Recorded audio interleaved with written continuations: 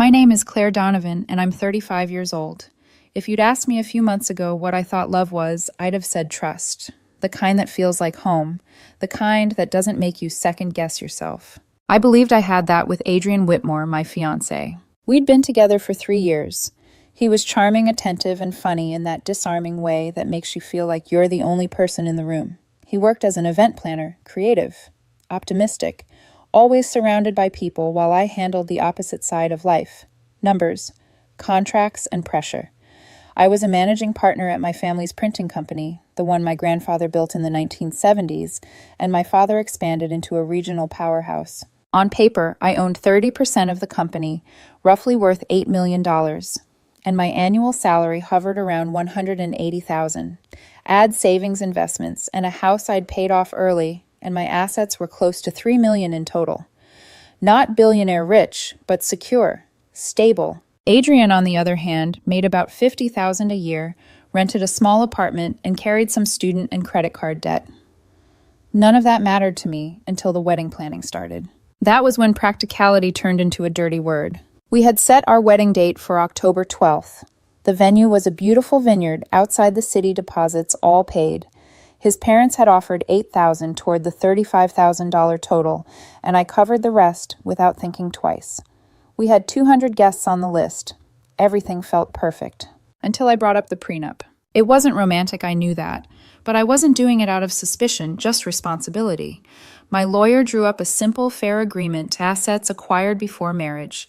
Stay separate, anything built afterward would be joint. And in the event of divorce, spousal support would last half the marriage duration. It was standard. Common sense. When I first mentioned it back in April, Adrian didn't flinch. He'd smiled across my couch, sipping red wine. "Makes sense," he said easily. "You've got the family business and everything. I get it." I remember the wave of relief that washed over me. I'd heard horror stories about couples fighting over this kind of thing. I was lucky, I thought. Fast forward to 3 weeks before the wedding. We were sitting in my living room, surrounded by seating charts, color palettes, and honeymoon brochures for Bali. I slid the finished document across the table. My lawyer finalized it. "You'll just need your attorney to review and sign." He didn't even glance at it. He just stared, that calm, playful face gone completely still. "I'm not signing that." My heart stuttered. "What?" "I'm not signing a prenup, Claire. I've thought about it a lot. If you really loved me, you wouldn't ask me to." There it was, the "if you love me" card. "Adrian," I said quietly, trying to stay composed. "We already talked about this. You said you understood." That was before I realized what it really means. It means you don't trust me. It means you're already planning for our divorce. I took a slow breath. It means I'm protecting what I've spent my life building, what my family built before we even met. You'd do the same if you were in my place. He shook his head, the bitterness cutting through his voice. "No, I wouldn't, because I believe in real marriage, not some business contract." I set the papers down on the coffee table. "Then maybe we believe in different things." His laugh was sharp and humorless. "You're bluffing. You're not really going to risk everything, the wedding, your image, your family, over a stupid piece of paper." "It's not stupid," I said quietly. "It's protection. And yes, I am." He stood up, red creeping into his cheeks. "Fine, take it or leave it." "I'll leave it." The silence that followed was heavier than I could describe. He blinked at me as if I'd spoken a foreign language. "You're not serious." "I am." I stood too. My voice didn't shake, even though my hands did. "The wedding's postponed indefinitely. I'll start making calls tomorrow." He stared at me like I'd slapped him. "You'll change your mind. You're just being stubborn. Call me when you've calmed down." And then he left just like that. When the door closed, the only sound left in the room was my own heartbeat. I stared at the wedding vision board on the wall, the printed invitations, the sample menus, the photos of Bali sunsets, and realized how quickly a dream could dissolve into silence. I picked up my phone and opened a new note. Title cancellations, venue, caterer, florist, photographer, music, dress alterations. Each call felt like erasing a memory. By midnight, my living room was littered with empty envelopes, contracts, and the faint scent of his cologne that wouldn't fade no matter how wide I opened the windows. I told myself it was the right thing to do, that it wasn't just about money, it was about trust, about boundaries, about not allowing someone to gamble with my life's work. Still, when my reflection caught in the darkened window, I saw a woman who looked less like a victor and more like someone who'd just lost everything. But that night, as the clock struck 2, I whispered to myself, better a broken engagement than a broken life. And I meant it, even if my voice trembled. 3 days after I canceled the wedding, the silence finally broke, and not in a gentle way. My phone started buzzing before I even had coffee. First Adrian's mother, then his father, then his best friend. Each call came with the same undertone. How could you do this to him? Apparently, Adrian had been busy painting his own version of the story. In his version, he was the heartbroken fiancé, blindsided by a cold, controlling woman who prioritized money over love. By noon, the narrative had spread through our shared social circles like wildfire. One text from a mutual friend read, Claire, I don't know what really happened, but he's devastated. Maybe you should just talk to him. I didn't reply. There was nothing left to talk about. That night, I sat at my kitchen table with a half-empty mug of tea and my laptop open to a spreadsheet titled Refunds and Losses. I'd already lost over $5,000 in non-refundable deposits. Painful but worth it. Cheaper than a lifetime of regret. Then came the knock on the door. It was my mother. She lived 40 minutes away, so her showing up unannounced meant one thing: Adrian had called her. Hi, Mom, I said quietly, stepping aside to let her in. She carried a small tin of cookies like this was a normal visit, not an intervention. You look pale, sweetheart, she said, setting the tin down.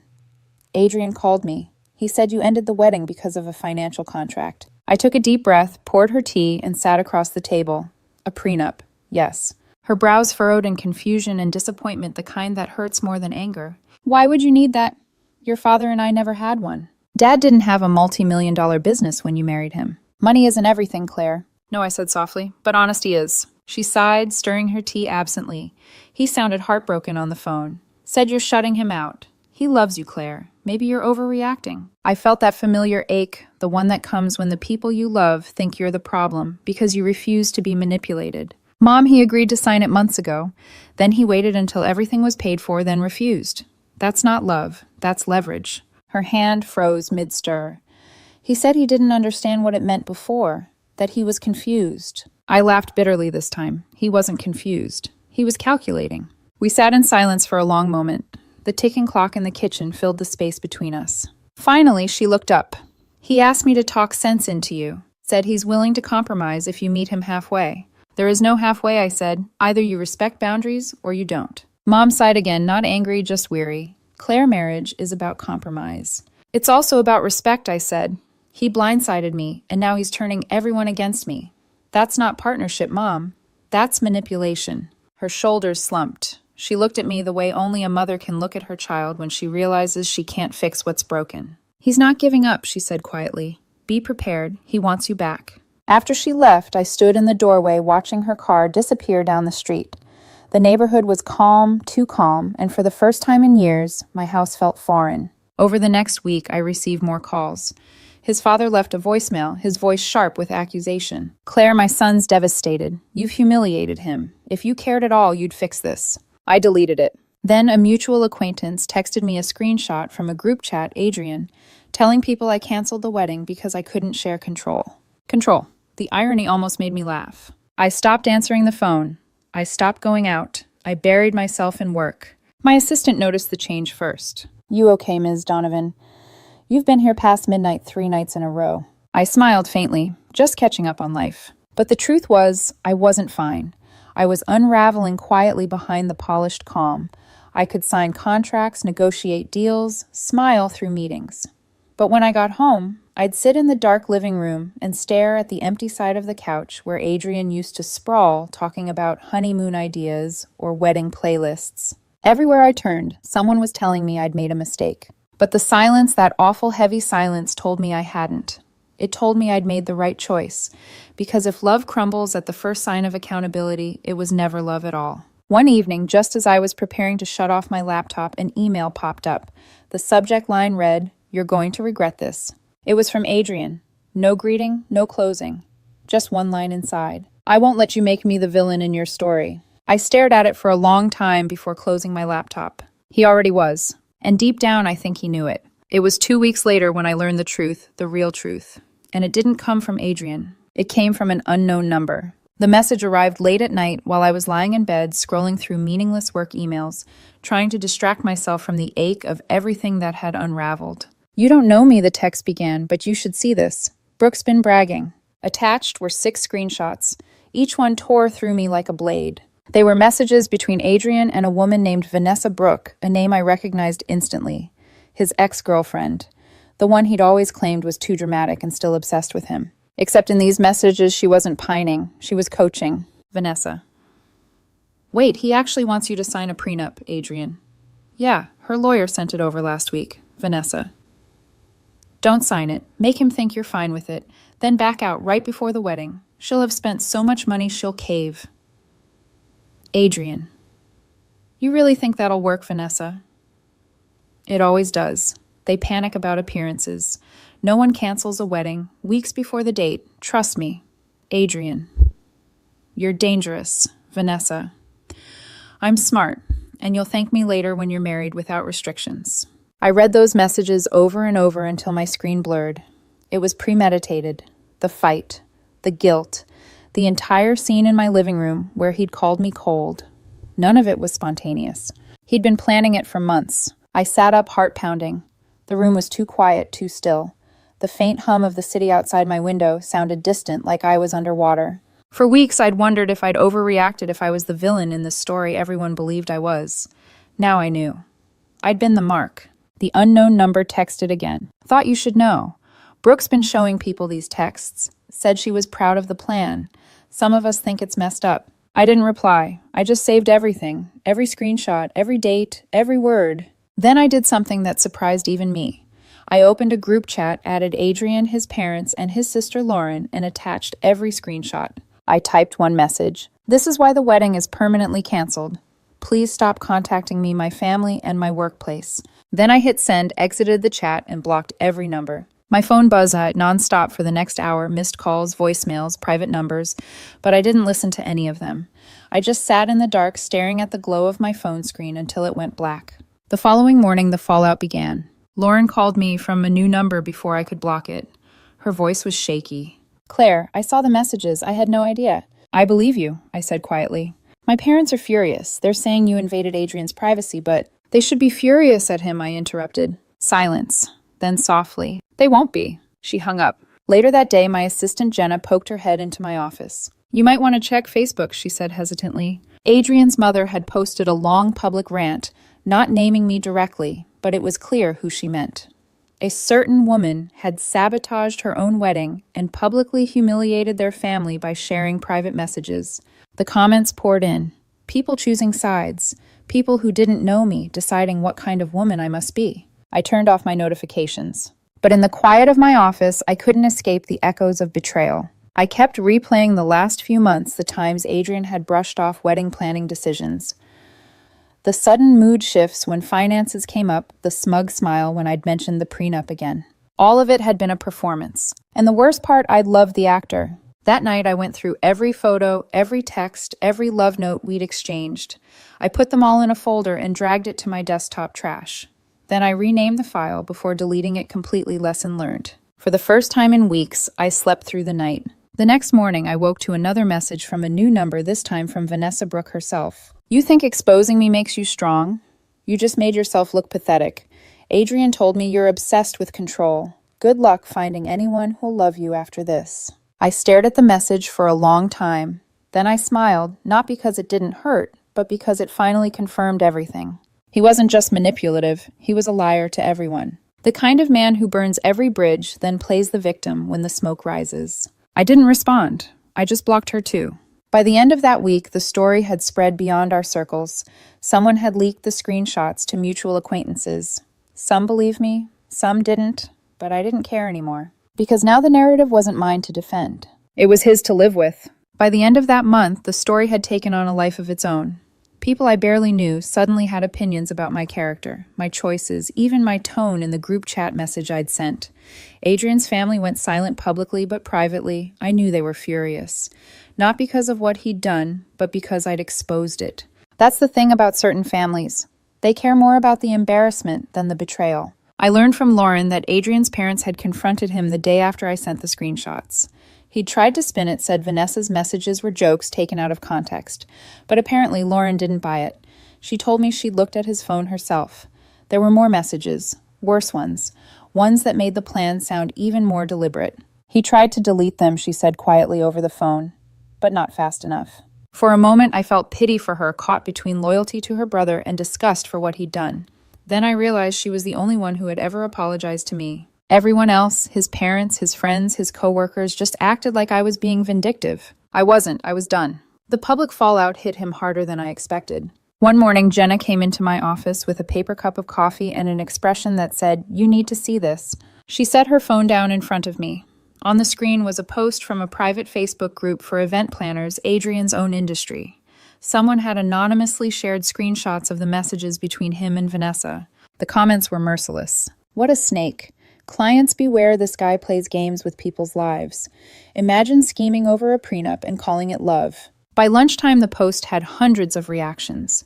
His reputation was unraveling faster than he could delete accounts. And yet, I didn't feel triumphant. All I felt was tired. Tired of being dragged into chaos I never asked for. Tired of defending myself against a man who'd played victim so convincingly that half the city wanted to comfort him. That evening, I came home, opened a glass of wine, and finally started packing the last of his things. His cologne still lingered faintly on his jackets.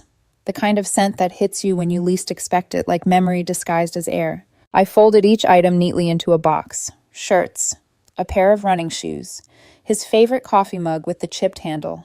It wasn't vengeance, it was closure. When I finished, I called Lauren again. "His things are ready for pickup." Her voice on the other end was hesitant. "Do you want to see him when I come by?" "No," I said. "I've seen enough."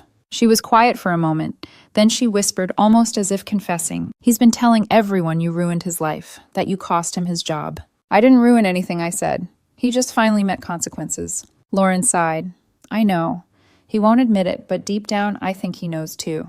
The next week, I met with my lawyer, Ms. Harding, in her downtown office. She was calm, efficient, the type of woman who'd seen every form of heartbreak and could recite the legal code for each one. I showed her the screenshots, the texts, the emails. She clicked her pen thoughtfully. "Keep all of this documented," she said. "Print copies.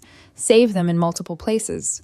If he tries to claim defamation, we'll counter with evidence of manipulation." "You really think he'd go that far?" She gave a thin smile. "You'd be surprised how often wounded pride becomes a lawsuit." When I left her office, I felt lighter. Not because anything had changed, but because I finally had someone logical on my side.